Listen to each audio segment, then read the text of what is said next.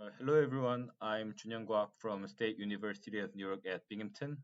Today I'll present our work LADE, which stands for LLM-Assisted Advanced Persistent Threat Detection and Explanation.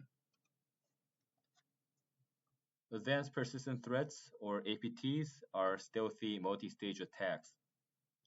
The APT lifecycle figure shows how an attack can move from stages such as initial compromise, persistence, lateral movement, to the final objective.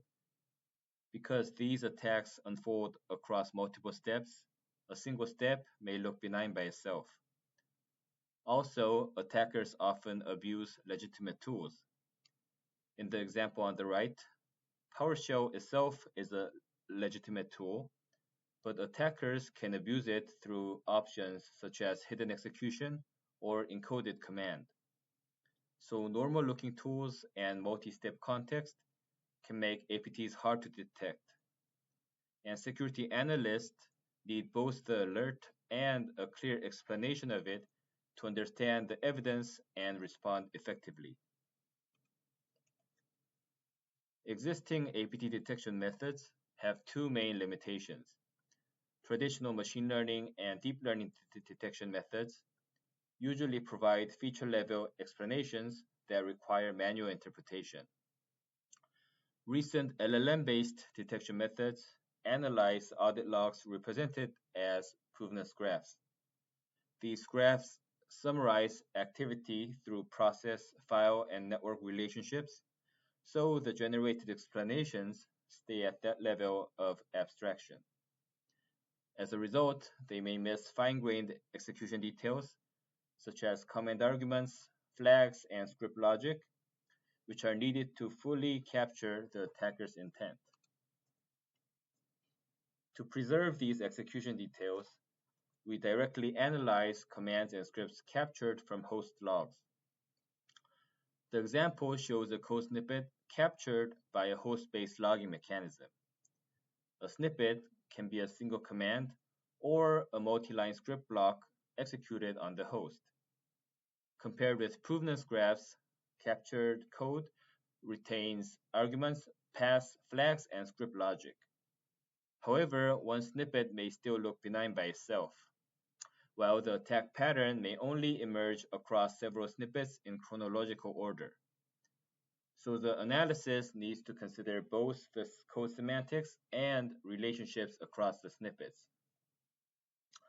This combination of code-level semantics and reasoning across multiple snippets is well suited to LLMs. Static signatures and rules can detect known strings or predefined patterns, but they may not capture how several dual-use commands work together across a sequence. LLMs can interpret what each command does, reason across a sequence, and identify coordinated attack behavior. Their reasoning can also explain how command-level evidence connects to the attacker's intent. Based on this motivation, we developed the LADE framework. So our work makes three main contributions. First, we provide an LLM-assisted pipeline that integrates APT detection, malicious snippet localization, and TTP mapping over a chronological sequence of code snippets. Second, we show a summary propagation approach for detecting attacks in sequences that exceed the LLM context window. Third, we release a Caldera-derived dataset for code-level APT evaluation, addressing the lack of public datasets for this task. I will first introduce the LADE pipeline and its summary propagation approach, and then cover detection, localization, TTP mapping, and the experimental results. I'll start with an overview of the pipeline. LADE is a three-stage LLM-assisted pipeline for detecting and explaining APT activity. The input to the pipeline is a chronological sequence of code snippets captured from host logs. First, the detection stage decides whether the sequence contains APT activity, and if an APT activity is detected, the localization stage identifies the snippets behind that decision. Finally, the TTP mapping stage maps each pinpointed snippet to a ranked list of MITRE attack techniques, and generates a mapping summary for each technique. Before examining these stages, I'll explain how LADE handles sequences that exceed the LLM context window. So LADE handles long sequences using segmentation and summary propagation. First, the sequence is split into smaller segments that fit within the LLM context window, and the model analyzes the first segment for detection. If it does not detect an attack, it creates a short factual summary of it. The next segment is then analyzed together with that summary. If no attack is found, the summary is updated with the key behavior from the new segment incorporated. This process continues until an attack is detected or the entire sequence has been analyzed. This allows LADE to process long sequences while carrying earlier context forward for detection. So the first stage again determines whether the sequence contains any APT activity. For this, LADE uses reasoning first prompting, so the model analyzes the evidence before assigning the final attack or benign label. This makes the reasoning part of the decision rather than an explanation after the label. For detection, LADE also requires a clear verifiable dependency between snippets, such as one snippet writing a file that another executes. This avoids treating the simple co-occurrence of dual-use commands as an attack. Finally, majority voting across independent runs mitigates the output variability of the LLMs. This example shows how the model reasons before making the final decision instead of generating a label first and explaining out afterward. The model looks across a sequence and connects observed behaviors such as file discovery, archive creation, and encryption as part of the coordinated data theft operation. It points to specific commands and explains how the steps support one another.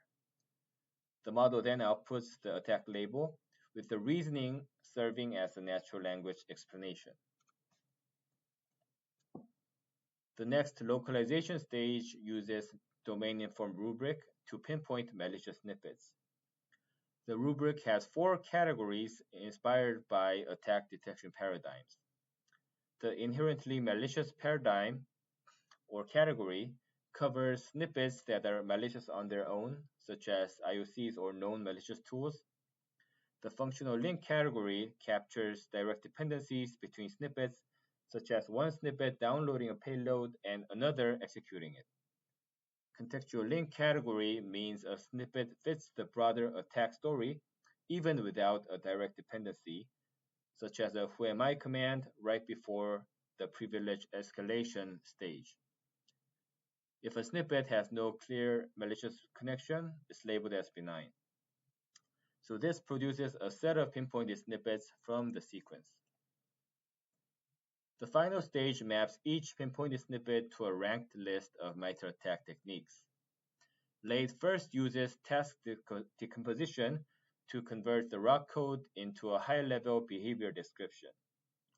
So this helps bridge the gap between the lower-level code and higher-level attack concepts. It then uses attack technique descriptions as domain knowledge to rank the most relevant techniques. For each mapped technique, LADE generates a structured mapping summary with an explanation and supporting excerpt. The next slide shows this process with a concrete example. So this example shows the full path from a pinpointed snippet to a TTP mapping summary. So the input is a pinpointed snippet that searches for and collects sensitive files. So LADE first converts it into a high-level behavior description, and then it ranks the automated collection technique as the most relevant attack technique. The final mapping summary includes components such as explanation text, cited source supporting excerpt, so the security analyst can review and verify the mapping. I will now present the experimental setup and the results for each stage of LADE. I'll begin with the dataset and the models. Because public code level APT datasets are limited, we evaluated LADE on 133 chronological sequences from 2 complementary datasets. So these are complete traces rather than individual commands, and Aviator sequences contain about 990 snippets on average.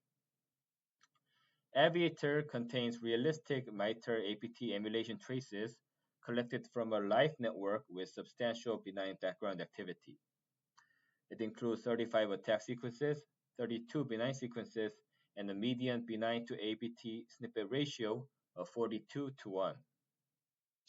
To cover additional scenarios, we constructed a Caldera-derived dataset with 33 attack and 33 benign sequences. For Caldera, we used a 2:1 base ratio and a 10:1 setting to test the detection under heavier benign noise. We evaluated 4 LLMs, GPT-OSS, Gemini, Llama, and Mistral. Detection used majority voting over 5 runs, and TTP mapping and localization metrics were averaged over 5 and 3 runs, with generally low standard deviations observed. So overall, LADE performed well, although the performance dropped as benign noise increased during the APT detection. In the 2:1 Caldera-derived setting, every model achieved at least 90% F1. On Aviator, every model achieved at least 80% F1, and under the 10:1 sensitivity setting, F1 dropped to between 70 to 87%. For long Aviator sequences requiring segmentation, results varied more across the models, especially for Gemini and Mistral. This suggests that the summary propagation may lose some context depending on the model. Even when one segment error led to an incorrect final prediction, we observed that many of the other segments were still classified correctly. Next, we evaluated how well LADE could pinpoint malicious snippets after detecting an attack. The stronger models achieved both precision and recall above 75%. Gemini performed especially well on Aviator, reaching 93% recall despite the large amount of benign activity. So overall, the stronger models recovered most malicious snippets while keeping the false positives fairly limited. Next, I'll show where the most of the false positives came from. So our qualitative analysis showed that most false positives came from spurious contextual links. A contextual link again connects a snippet to the broader attack story without requiring a direct dependency. This helped recover more malicious snippets, but it also introduced most of the false positives. For example, the task list is a legitimate process enumeration command that could support discovery during an attack. However, it was not part of the ground truth attack chain in this sequence, but the model flagged it as malicious simply because it appeared right before a true attack step. So here, a simple co-occurrence was mistaken for a meaningful contextual link. For TTP mapping, we first checked whether the correct technique appeared in the top 10 candidates. Mapping from behavior descriptions usually matched or outperformed direct code mapping, indicating that the intermediate descriptions helped bridge low-level code and higher-level attack concepts. Domain knowledge also improved performance overall. So here, the coarse-grained domain knowledge used only technique-level descriptions and performed best across the models. Full domain knowledge also included the more fine-grained sub-technique description, but since it was too large for the LLM's context window, we used GPT-OSS to summarize it first. And its results were mixed and improved only for GPT-OSS in TTP mapping, likely because it introduced model-specific bias or the summary lost some information. We also evaluated a stricter top 3 setting. Here, the correct attack technique had to rank within the top 3 candidates. The overall score trend remains similar, with behavior descriptions and domain knowledge generally improving the performance. And as expected, scores were lower compared to the top 10 setting, but GPTOSS and Gemini remained reasonably strong. Next, we evaluated the quality of the generated TTP mapping summaries. Before looking at the summary scores, this slide defines the 3 evaluation criteria. The criteria 1 compares the extracted excerpt with the cited attack source. Criteria 2 compares the excerpt with the behavior description to check whether the cited knowledge supports the observed behavior. Criteria 3 compares the final explanation with both the behavior description and the supporting excerpt. We used Rogue 1 to measure word overlap between the two, and BERT score to measure the similarity in meaning between the reference and the candidate. The results show a consistent pattern across the models. For criteria 1, the high Rogue scores show that the extracted excerpts closely match their attack sources. Criteria 2 scored lowest because the behavior description referred to a specific observed actions, while the attack excerpt described the techniques in more broader terms. So the wording differs, but the moderate BERT score showed that they still align in meaning. For criteria 3, the scores fell between criteria 1 and 2, suggesting that the final explanations captured information from both the excerpts and the behavior descriptions reasonably well. I'll now conclude the presentation and briefly discuss the future directions. So in summary, we proposed LADE for code-level APT detection, malicious snippet localization, and TTP mapping. It also generates natural language explanations and uses summary propagation to handle long sequences. Overall, models show solid performance with task-specific prompts, domain-informed rubrics, and attack domain knowledge.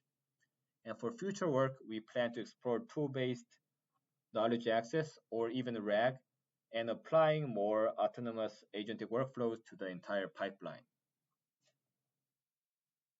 Thank you for your time, and this concludes my presentation, and would be happy to take any questions. Thank you.